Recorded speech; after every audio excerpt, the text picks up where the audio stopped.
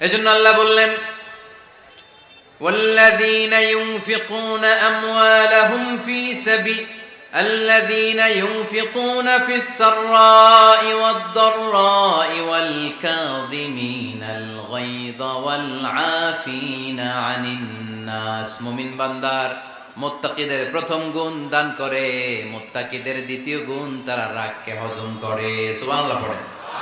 রাগকে কি করতে হবে? জোরে বলেন, কি করতে হবে?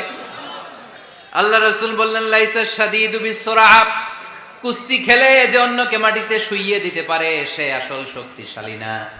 ইন্নামাশ শাদীদুল্লাযী ইয়ামলিকু নাফসাহু ইনদাল গাদাব, রাগের মাথায় যখন নিজেকে যে নিয়ন্ত্রণ করতে পারে আল্লাহর কাছে ওই ব্যক্তিটাই শক্তিশালী।